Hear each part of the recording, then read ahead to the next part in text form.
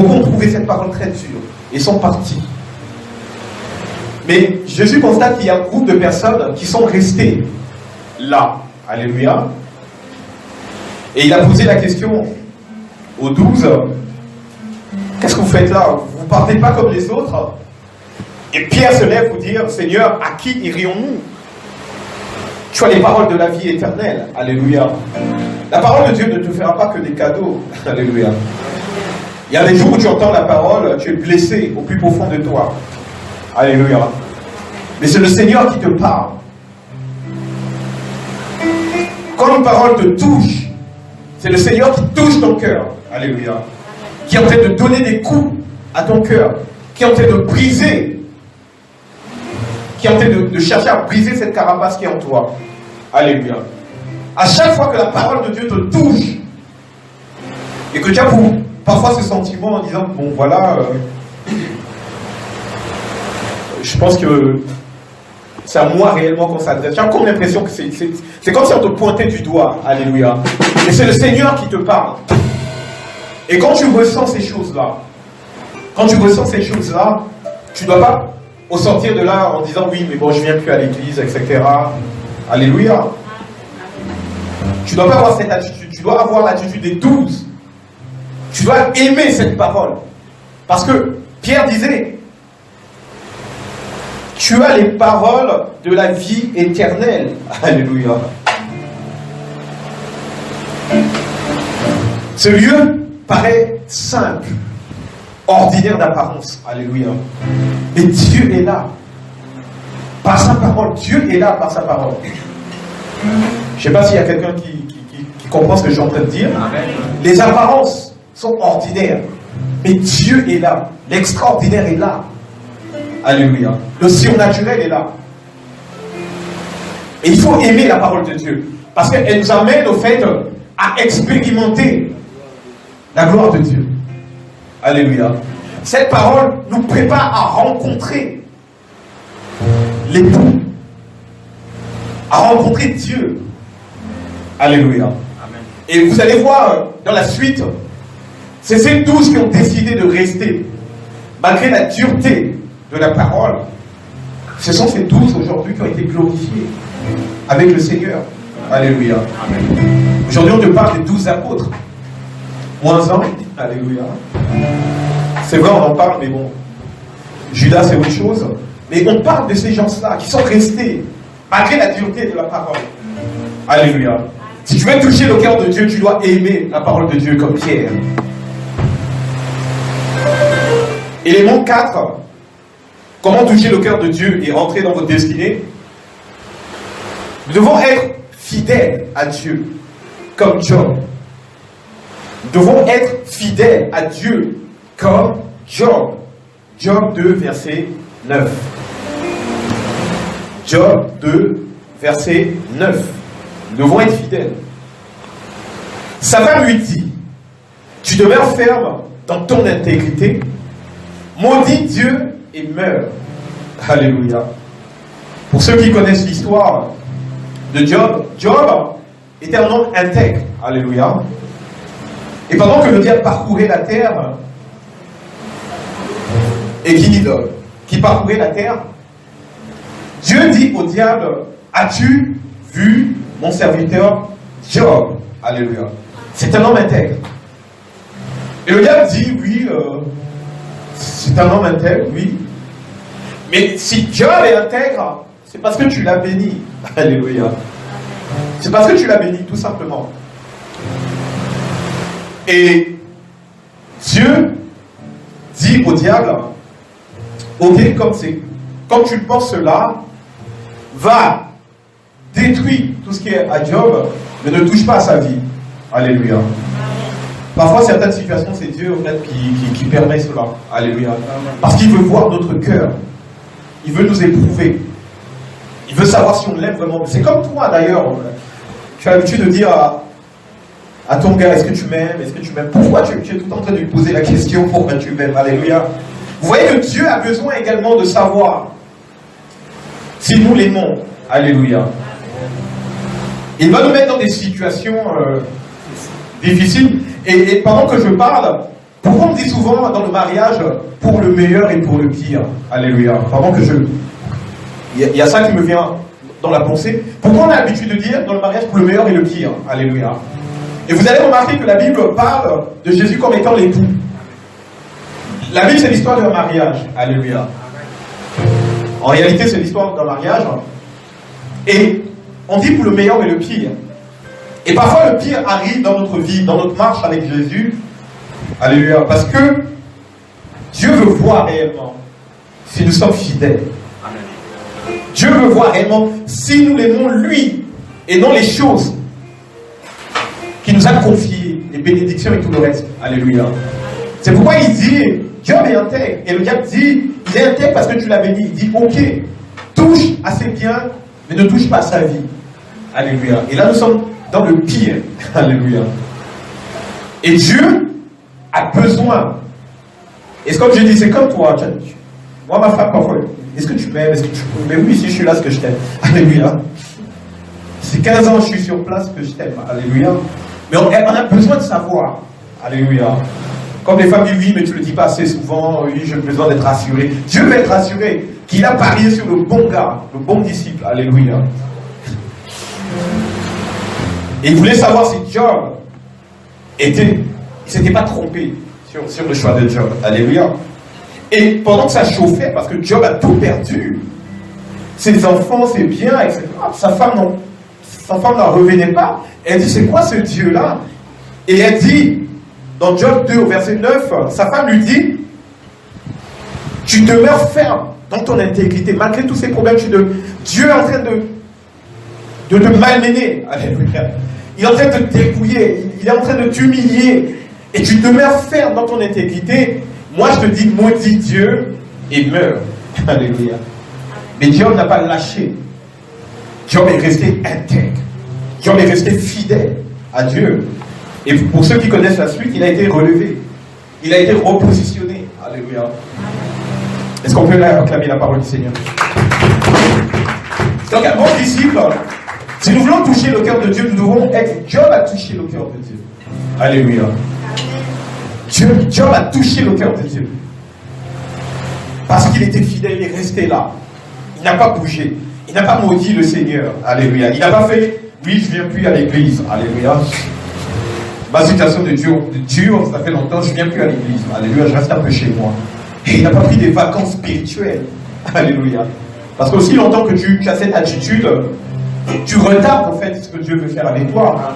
Amen. Alléluia. Amen. Mais Job, il dit on y va.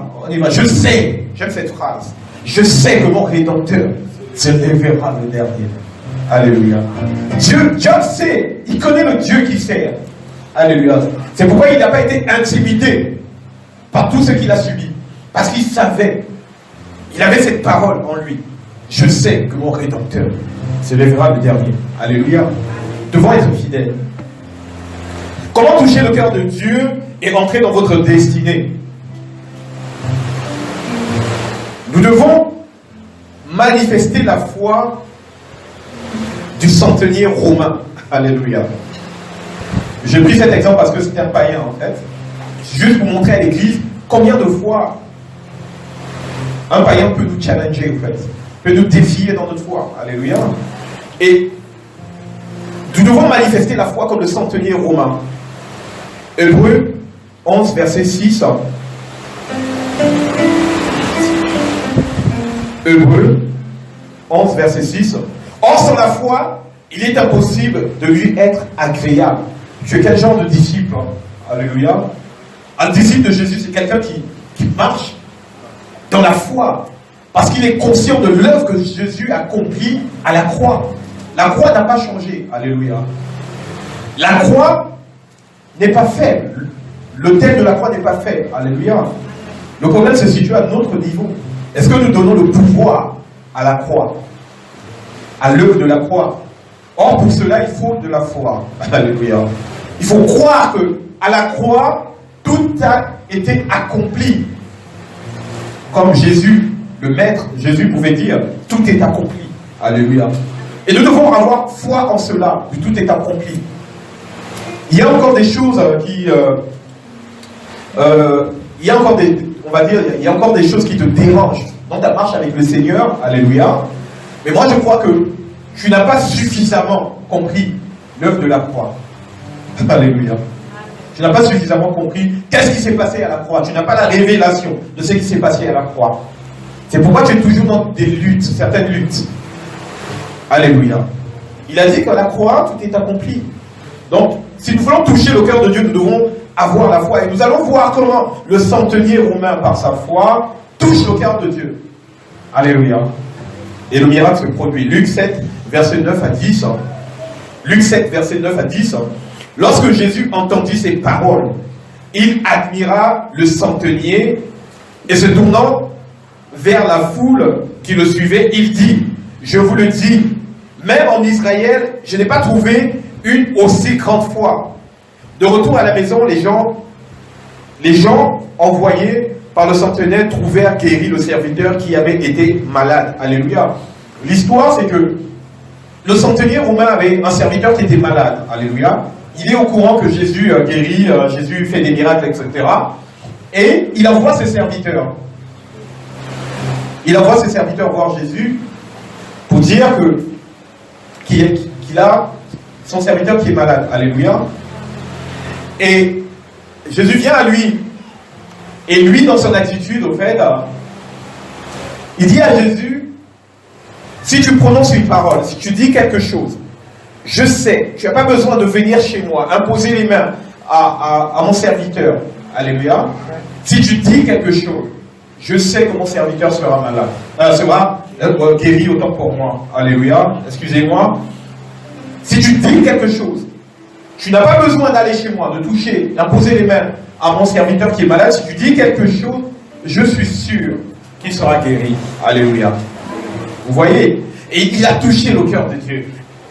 Et Luc 7, 9 à 10 nous dit, lorsque Jésus entendu ces paroles, il admira le centenier et se tournant vers la foule qui le suivait, il dit, je vous le dis, même en Israël, je n'ai pas trouvé une aussi grande foi. Alléluia. De retour à la maison, les gens envoyés par le centenier trouvèrent guéri le serviteur qui avait été malade. Alléluia. Devons avoir la foi comme le centenier romain. Un vrai disciple, c'est celui qui croit en ce que son maître fait. Alléluia.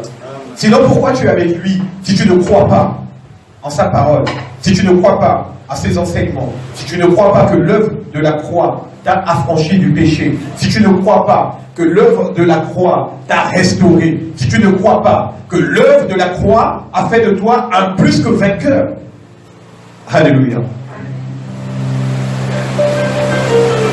Un vrai disciple, c'est celui qui croit à ce que fait son maître. Et si nous voulons toucher le cœur de Dieu, honnêtement, nous devons avoir cette foi-là. Alléluia. Qui touche au cœur de Dieu et qui fait descendre la faveur divine dans nos vies. Beaucoup de gens sont incrédules. Alléluia. Beaucoup de gens sont incrédules. Quand ils sortent, tout ce qu'ils ont déclaré, ils se posent des questions. Ça fait une semaine, en fait, ils ont prié pour quelque chose. Ça fait une semaine, la chose n'est pas encore accomplie. Ils commencent à se poser des questions. Alléluia. Qu'est-ce qui se passe? Et là, en fait, comme hier, le miracle était en train de se produire, en fait. Alléluia. Le miracle était en train de venir, mais tu as douté et tu t'es enfoncé. Et le miracle s'est arrêté. Alléluia. Nous devons avoir la foi. Quels sont les deux éléments qui peuvent empêcher de plaire à Dieu? Alléluia. Nous avons vu ce qu'il faut pour toucher le cœur de Dieu, mais quels sont également les éléments?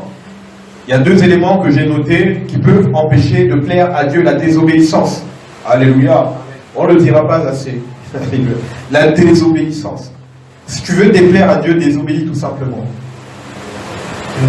Et la désobéissance, c'est l'iniquité. Alléluia. Le péché. La Bible dit que le salaire du péché, c'est la mort. Mais cette mort, avant qu'elle soit physique, elle est d'abord spirituelle. Alléluia. Cette mort est matérielle. Donc nous devons obéir. 1 Samuel 15, verset 23. Car la désobéissance est aussi coupable que la divination, et la résistance n'est pas moins que l'idolâtrie et les théraphimes. Puisque tu as rejeté la parole de l'Éternel, il te rejette aussi comme roi. Alléluia. Là, il parle à Saül. Et si tu rejettes la parole de l'Éternel, tu seras rejeté également. Alléluia. Et vous voyez, il y a toujours des disciples qu'on est souvent en train de punir, en fait. Et là, je parle un peu à Wilson qui a fait une formation militaire. En fait, dans le groupe, pendant la formation, il y a des gens qu'on punit. Alléluia. Parce qu'ils ne font pas les choses bien. Pendant la formation, on dit, voilà, on va faire tel exercice, mais le gars, lui, fait autre chose. Alléluia. Il n'est pas là. Et ces gens-là, ils sont punis. Alléluia. On dit, oui, pompe. C'est ça, Wilson? Pompe. Alléluia. Et là, il pompe, il pompe, il pompe. Et c'est ce qui se passe. Un disciple, c'est quelqu'un qui est obéissant. Alléluia. Ce que le maître te dit ne va pas toujours te plaire. C'est ce qu'il faut se mettre à l'esprit. Alléluia. Ça ne va pas toujours te plaire. Mais ce que l'Église, ce que nous déplorons, c'est que l'Église aime les choses qui les plaisent, qui les font plaisir. Alléluia. Mais je dis que Dieu a des attentes. Alléluia. Et ces attentes ne peuvent pas te plaire. Alléluia. Forcément. Parce que ce sont ses attentes à lui. Mais un bon disciple, c'est quelqu'un qui est obéissant. Alléluia. Qui est obéissant. C'est comme ton enfant. Tu l'envoies, parfois il boude, en fait. Au fond de lui, il y a fatigué, mais il va quand même. Un enfant obéissant, j'entends. Tu sens en fait qu'il fait les choses bon, parce qu'il te respecte. Alléluia. Alléluia. Il n'est pas content. Moi, mes enfants, quand ils jouent à la console de jeu, quand tu l'envoies, c'est dans la maison, tu dis oui, il va prendre de l'eau. Tu sens le gars qui boude un peu, mais il va. Alléluia. Donc, la parole de Dieu n'est pas là forcément pour te plaire à tous les coups. Il y a des choses qui ne vont pas te plaire. Alléluia. Surtout quand on parle du péché, de la sanctification. L'Église n'aime pas ça. N'aime pas ce message-là. La sanctification. Alléluia. Quand on parle de la sanctification, il n'y a plus d'amen. Alléluia. Il n'y a plus d'amen. Mais nous devons aimer ça. Alléluia. Tu as les paroles de la vie. À qui irions-nous? Alléluia. Et si tu entends cette parole, c'est que tu dois l'entendre, cette parole. Le Seigneur veut que tu changes, il veut que tu entendes cette parole. Et tu dois être obéissant tout simplement. Et l'obéissance. Et la Bible dit que l'obéissance vaut mieux que le sacrifice. Alléluia. Si tu es désobéissant et que tu passes ta vie dans les jeûnes et les prières seulement sans être obéissant, il y a un problème dans ta marche avec le Seigneur. C'est un tout. On n'aime pas Dieu partiellement pour les choses qui nous plaisent. Non, c'est un tout. Alléluia. Tu aimes ton mari pour son mauvais côté, son bon côté. Alléluia. Parce qu'il n'a pas que des bons côtés. Si tu es là, c'est parce que tu l'aimes. Alléluia. Et c'est comme la parole du Seigneur. Nous sommes là, pas parce que nous allons être bénis, parce que nous aimons la parole de Dieu. Alléluia. Devons être obéissants. Le deuxième obstacle, c'est les scandales. On a déjà parlé de ça, les scandales. Et scandale ici, au fait, si nous voyons l'étymologie du mot, ça veut dire l'origine du mot, c'est occasion de chute. Alléluia. Nous ne devons pas être une occasion de chute pour les autres dans l'église. Nous ne devons pas être une occasion de chute pour les autres disciples. Alléluia. Non. Nous devons avoir un comportement exemplaire. Luc 17, versets 1 à 2. Jésus dit à ses disciples, il est impossible qu'il n'arrive pas de scandale. Mais malheur à celui par qui il arrive. Il vaudrait mieux pour lui qu'on mit à son cou une pierre de moulin et qu'on le jeta dans la mer, que s'il scandalisait un de ses petits. Alléluia. Vous voyez, c'est très dur la parole de Dieu. Il dit, si tu causes un scandale, il est mieux qu'on te mette une pierre autour du cou et qu'on te jette dans la mer. Alléluia. Le scandale. Beaucoup de gens, en fait, ont été détournés de leur destinée parce qu'on a posé un acte qui les a fait sortir de la présence de Dieu. Alléluia. Il dit, écoutez,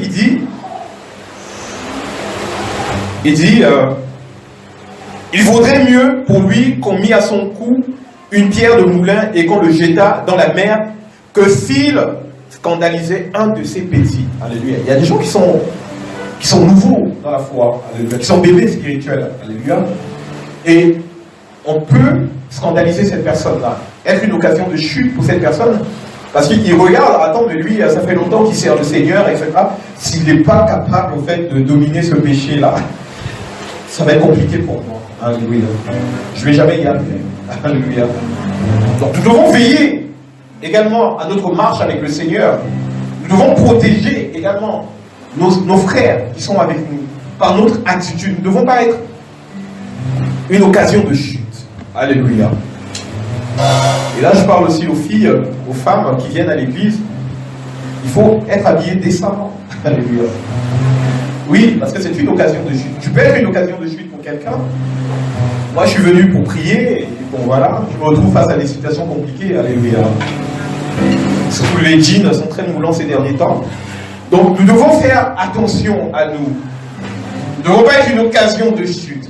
Et il dit que si tu es une occasion de chute pour quelqu'un, il est mieux pour toi qu'on t'attache autour de ton cou une pierre et qu'on te jette dans la mer. Alléluia.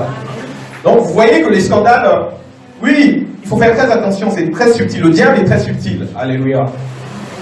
Il est très subtil. Dans l'accoutrement, même dans la vue. Il faut faire attention. Alléluia. Tu peux être une occasion de chute pour quelqu'un. Parce que Jésus, en parlant d'adultère, il dit, oui, il suffit plus. Moïse a dit, si on t'a pris en flagrant délit, là on va te lapider. Mais Jésus dit, moi je vais plus loin. Si dans tes pensées, alléluia, tu commences à te faire des films, parce que tu as vu certaines choses en face de toi, tu es un adultère. Alléluia. Et que celui qui n'a jamais fait ça, qui jette la première pierre, les gars ils sont partis, alléluia, ils se sont dit c'est trop fort, il est trop fort. Alléluia. Donc vous voyez qu'on peut être une occasion de chute, au fait, pour les gens autour de nous, par notre attitude, notre comportement à l'église. Alléluia. Et nous devons veiller à ça.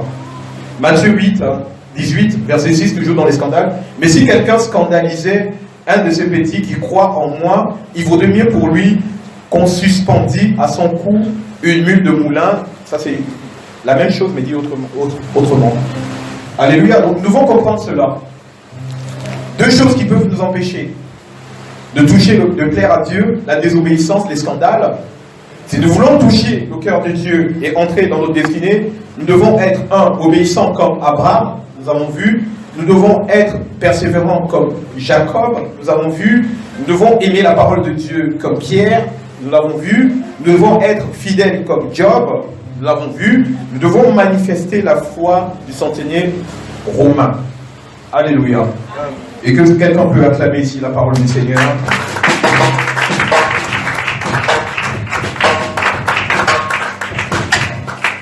Et pour accomplir cela, Galates 5, pour vous aider, Galates 5, versets 6 à 24. 16 à 24 plutôt. Galates 5, versets 16 à 24, vous allez les lire à la maison, Galates 5, versets 16 à 24, mais je vais lire quand même le verset 16. Je dis donc, marchez selon l'esprit, et vous n'accomplirez pas les désirs de la chair. Alléluia. Pour arriver à cela, ce sera ni par ta force, alléluia, ni par ta puissance, mais par l'esprit. Nous devons coopérer avec le Saint-Esprit. Nous devons demander au Saint-Esprit de nous aider à mettre en pratique ce que nous venons de voir. Alléluia. Parce que notre chair, notre vieil homme sera toujours là. Il faut nous rappeler de retourner à nos vomissures. Alléluia.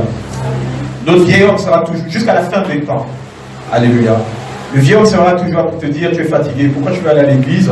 Il y a d'autres jours où tu peux aller à l'église, mais c'était aujourd'hui le jour de ta visitation. C'était aujourd'hui le jour de ta délivrance. Et le diable savait cela. Alléluia.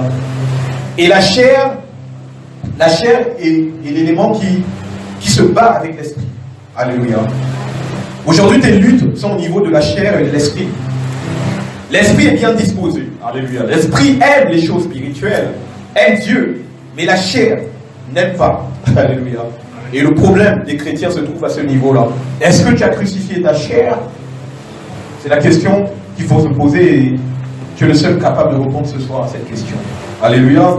Nous allons prendre 5 minutes rapidement pour des questions, s'il y a des questions, et nous allons essayer avec l'aide du Saint-Esprit de répondre à ces questions-là. S'il y a des questions.